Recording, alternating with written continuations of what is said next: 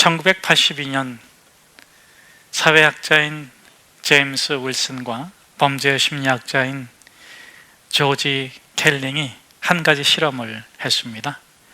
허스름한 골목, 가난한 사람들이 사는 슬럼가에다가 차 2대를 놓았습니다. 그리고 하나의 차는 온전하게 두고 또 다른 하나의 차는 왼쪽 앞유리를 깨뜨렸습니다.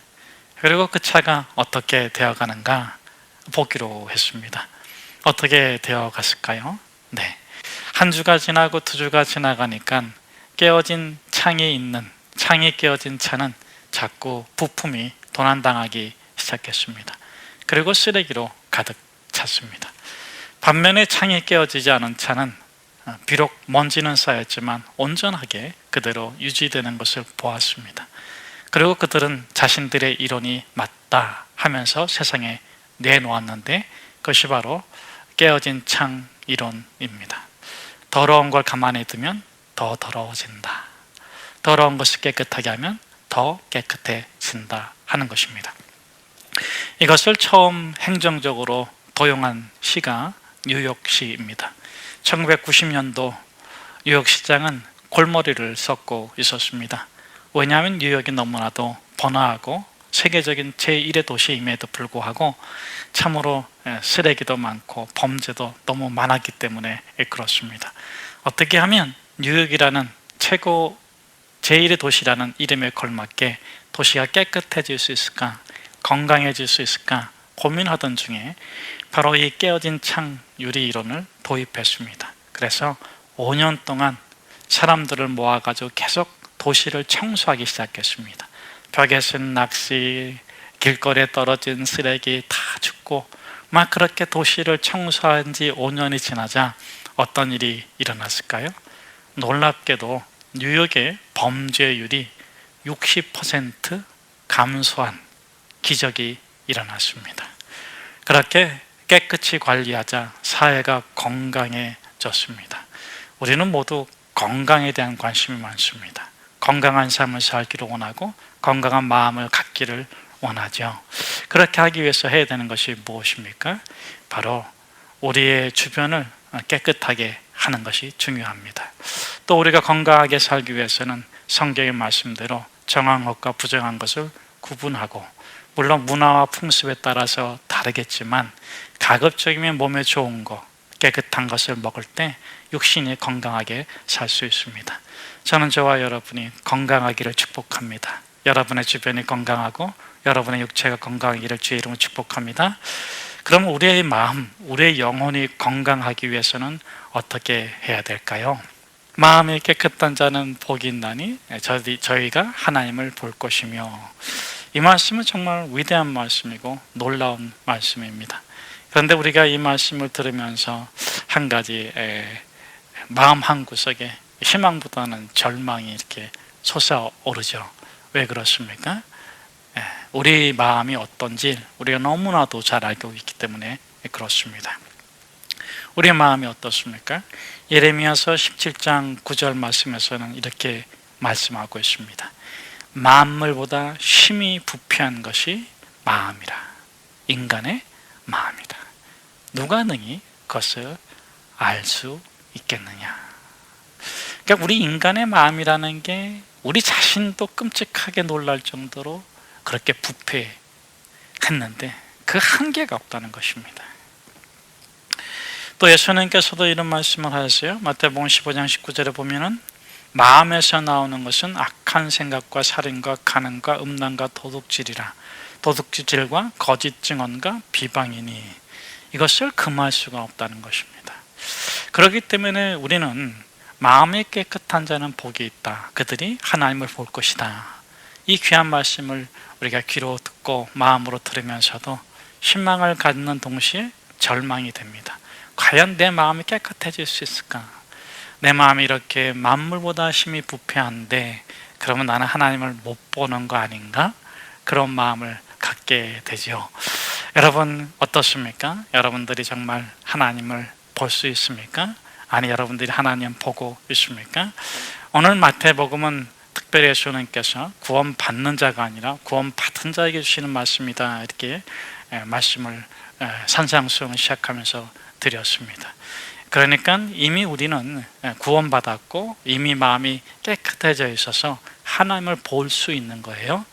그럼에도 불구하고 우리 마음속에 무거움이 있는 것은 내 마음이 힘이 부패한 것을 그 누구보다도 내 자신이 잘 알고 있기 때문에 그렇습니다.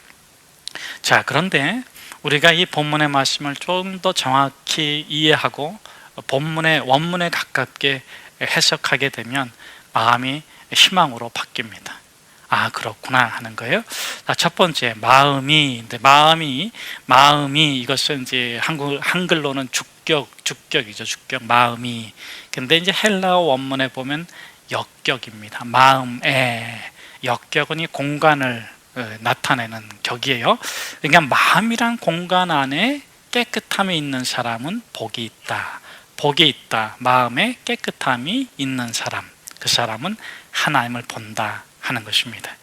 그러니까는 어둠 가운데 빛이 딱 비치면 어둠이 더 이상 힘을 쓰지 못하고 그 비춰진 빛에 의해서 지배당하는 것처럼 만물보다 심히 부패하고 살인과 음란과 도덕질과 거짓증으로 가득 찼던 우리 내면의 마음 가운데 깨끗한 마음, 참 마음, 구원의 마음이 탁 비춰지면 그 다음에 그 참 마음이 헝클어지고 혼란스러운 마음을 지배하고 다스리게 된 상태를 의미하는 것입니다. 그러므로 저는 저와 여러분이 예수 그리스도를 믿고 구원받고 그 깨끗한 마음, 카다로스의 마음이 되었다, 그렇게 말해도 틀림이 없다고 확신합니다. 저는 저와 여러분의 마음이 예수 그리스도로 인해서 정결케 되었음을 주의 이름으로 선포합니다. 자, 두 번째로 우리가 이 본문을 조금 더 살펴볼 것은, 이 깨끗하다 한 것은 헬라어로다가 이제 카다로스인데 이 세 가지 뜻이 있습니다. 첫째는 뭐냐면 씻다, 씻어서 깨끗하다. 두 번째로는 빼내서 깨끗하다, 오염된 것을 빼내다. 세 번째로는 정화시키다. 그래서 세 가지 뜻은 모두 다 본래의 상태로 회복되는 것을 의미합니다. 자, 그러면은 마음에 깨끗함이 있는 사람, 마음이 본래의 마음으로 회복된 사람, 깨끗함이 본래의 마음으로 회복되어서 그 마음에 있는 여러 가지를 지배하고 다스릴 수 있는 사람은 하나님을 본다. 근데 이 하나님을 본다는 것은 무엇입니까? 여러분, 하나님을 본다, 그것은 이미 하나님을 느끼고 하나님과 하나 된, 연결된 것을 느끼는 것만이 아니라 하나님을 본 사람에게 꼭 반드시 일어나는 일이 있습니다. 이사야가 성전에 들어가서 자기가 하나님을 봤어요. 이사야가 성전에 들어갔을 적에는 원통함과 분함과 절망과 좌절과 어떤 그런 애증을 가지고 그 성전에 들어갔지 않습니까? 그 시대를 보니까 꼭 오늘 우리 시대 같아요. 정말 권력자들이 타락하고 정치가들이 타락하고 지도자들이 타락하고 몹쓸 세상이 되어서 정말 그 애찢는 마음으로, 애가 너무나도 고통스러운 마음으로 성전에 들어가서 이를 어쩌라 그렇게 통곡하는데, 그런데 하나님의 스라비, 하나님의 천사가 나타나고 그 하나님의 영광이 그 성전 안에 가득 차게 되었습니다. 저는 여러분들이 성전에 올라올 때마다 그 하나님의 가득 찬 영광을 경험할 수 있기를 주의 이름으로 축복합니다. 여러분들이 온라인에서 예배 드릴 때도 마찬가지예요. 여러분, 예배 드릴 때는 딱 공간을 구분하세요. 여러분들이 방송 하나 깔고 있다 할지라도 어쩌면 지하철에서 이렇게 이어폰 끼고 온라인으로 예배 드릴 수밖에 없는 그런 상황일지라도 공간을 딱 구분해서 거룩한 성소를 만드세요. 그러면 거기서 참 예배자에게 하나님의 거룩한 영광이 임합니다. 여러분, 그때 이 이사야가 뭐라고 외칩니까? 하나님을 본 거예요.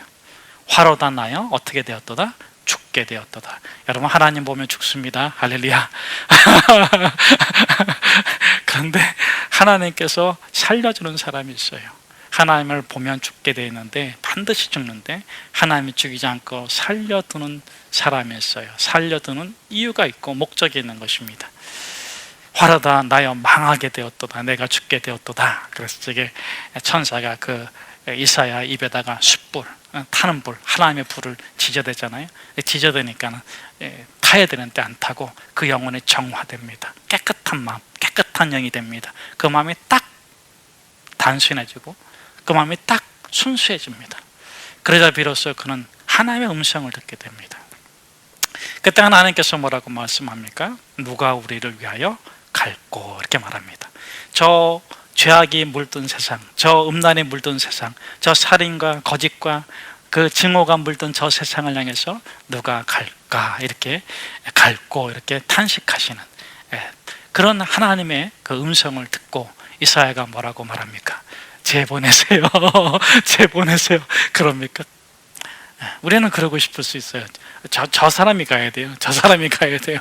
그러고 싶은데 이사야는 뭐라고 말하냐면 내가 여기 있습니다.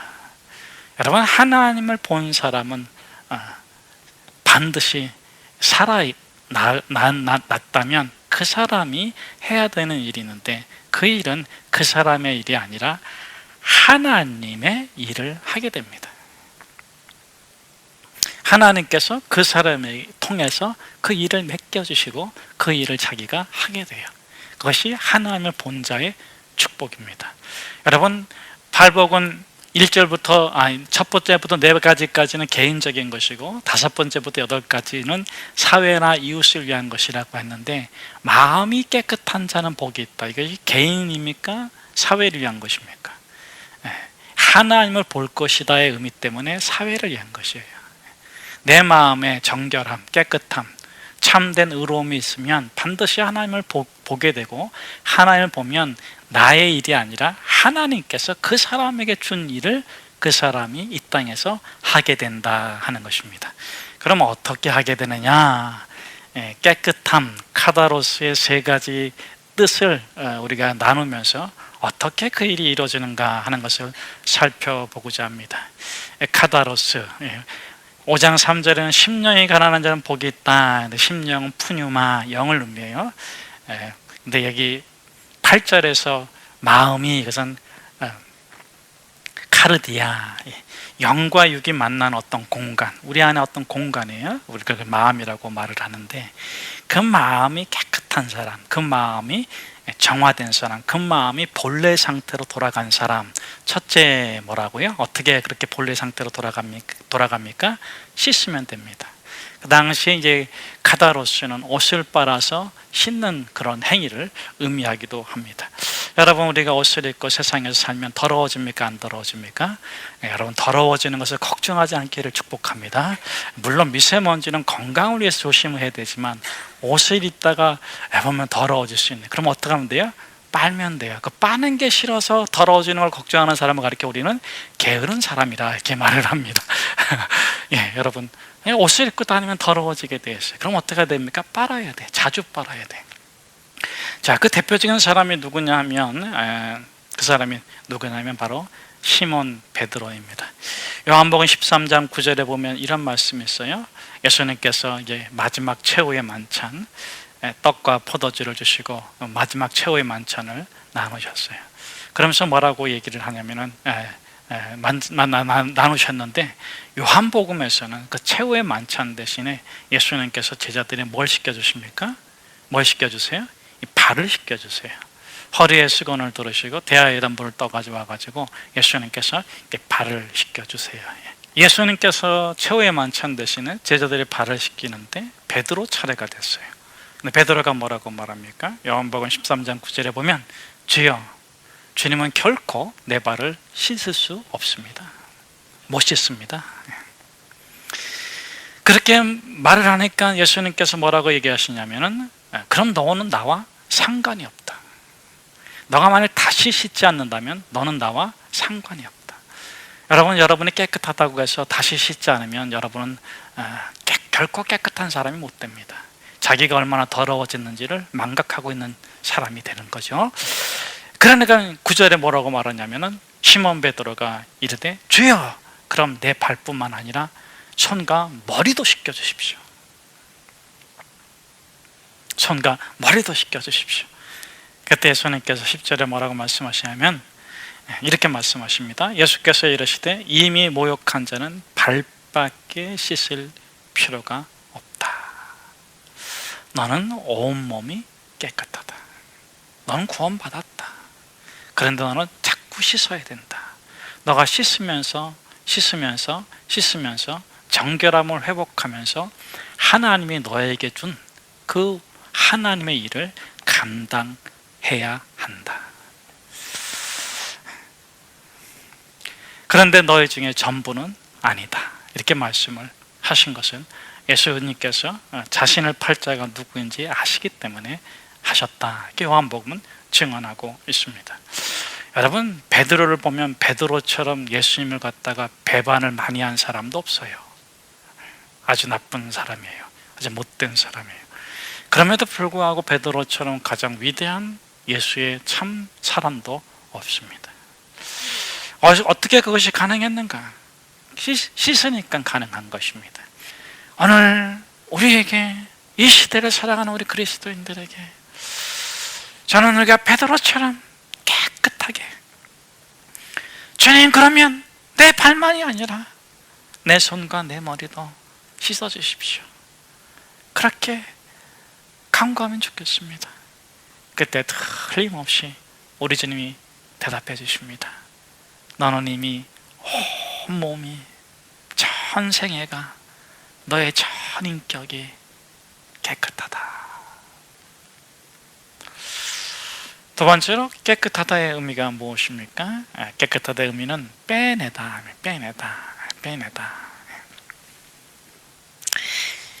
디도서 1장에 보면 이런 말씀이 있습니다. 1장 12절 말씀에 보면, 그레데인 중에 어떤 선지자가 말하되 그레데인은 항상 거짓말쟁이며 악한 짐승이며 배만 위하는 게으름뱅이라 하니. 이 그레데는 이 그레타 섬, 지금은 이제 그레타 섬으로 불리는데 지중해에 있는 5번째로 큰 섬입니다. 3개 대륙을 접하고 있는 섬인데, 그래서 그런지 교통의 요충지이고 전략적 요충지라서 너무나도 많은 침입을 당한 섬이 이 그레데 섬이에요. 15절에서 이렇게 얘기하고 있습니다. 깨끗한 자들에게는 모든 것이 깨끗하나 더럽고 믿지 아니하는 자들에게는 아무것도 깨끗한 것이 없고 오직 그들의 마음과 양심이 더러운지라. 음식에 관한 논쟁으로 인해서 주어진 교훈이기도 한데, 마태복음에도 또 보면 나오죠. 여러분, 먹는 것이 더럽습니까? 나오는 것이 더럽습니까?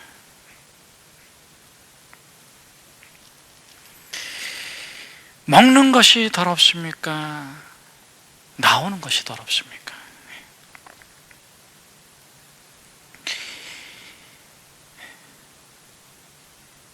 왜 음식을 더럽다 합니까? 무엇 때문에 그렇습니까? 왜 어떤 사람이 저렇게 하는 것이 더럽다고 합니까? 왜 자신만 깨끗하다고 합니까? 로마서 14장 20절에서는 그렇게 말씀해주고 있습니다. 음식으로 말미암아 하나님의 사업을 무너지게 하지 말라. 만물이 다 깨끗하되 거리낌으로 먹는 자들에게는 악하니라.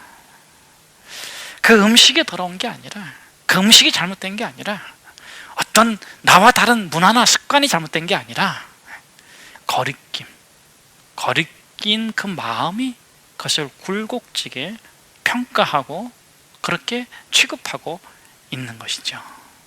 왜 그렇습니까? 이 마음이 깨끗해지려면 어떻게 해야 됩니까? 그 마음 속에 있는 들보를 빼내야 돼요. 남의 눈 속에 있는 티는 보면서 자기 눈 안에 있는 들보를 보지 못하는 우리 마음 속에 걷거진 거, 우리 마음 속에 아픔, 상처, 이걸 이렇게 빼내야 돼. 그것을 빼낸 상태가 카다로스, 깨끗한 마음, 부드러운 마음. 에스겔서 36장 26절에 보면 그런 말씀이 있잖아요. 새 영을 주시고 새 마음을 주셔서 내 마음의 굳은 마음을 제하고 부드러운 마음을 허락해 주십시오. 내 마음속에 뭔가 엉켜 있어. 내 마음속에 뭔가 묶여 있어. 내 마음속에 뭐가 꺾여져 있어. 그것이 끊임없이 거짓되게 만들고, 욕되게 만들고, 추하게 만들고, 증오하게 만들고, 분노하게 만들고, 좌절하게 만든다는 거예요. 그 손가락을 자꾸 이렇게 하면은 나머지 손가락은 나를 향하는 거잖아요. 그러지 말고 내 마음속에 뭔가 뒤틀려져 있는가, 내 마음속에 뭔가 좌절되어 있거나 꺾여져 있는 것이 있다면 그렇게 쏙 빼내야 돼요. 세 번째로는 이 카다로스의 뜻은 정화, 뒤집다. 정확하게 뭐 어떻게 표현할까라 뒤집다. 확 뒤집어져야 돼. 확 뒤집어져야 돼. 가장 대표적인 사람이 바울. 다메섹 도상에서 자기의 모든 게 다 뒤집어졌어.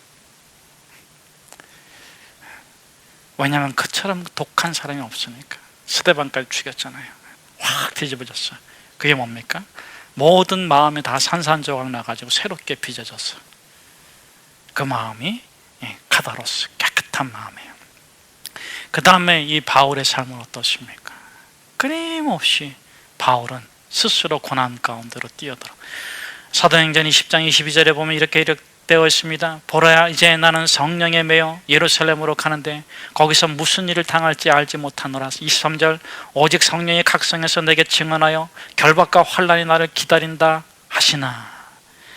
여러분, 결박이 있고 환난이 있고 고난이 있고 핍박이 있으면 어떻게 돼요? 안 가야 되잖아요. 24절, 내가 달려갈 길과 주 예수께 받은 사명 곧 하나님의 은혜의 복음을 증언하는 일을 마치려 하면은 나의 생명조차 조금도 귀한 것으로 여기지 아니하노라.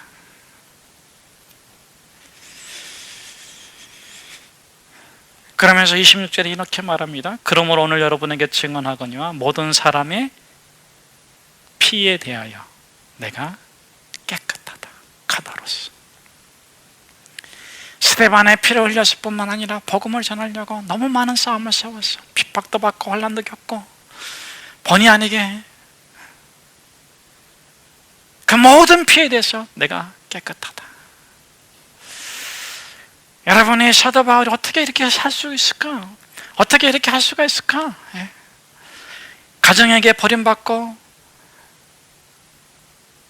바리새인들에게 버림받고, 동족에게 버림받고, 외인이 되어가지고 환난과 핍박이 기다리는데 복음을 들고 가.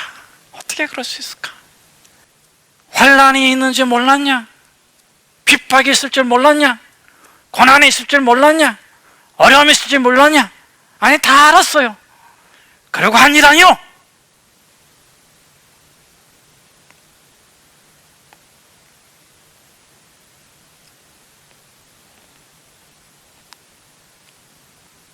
카다로스.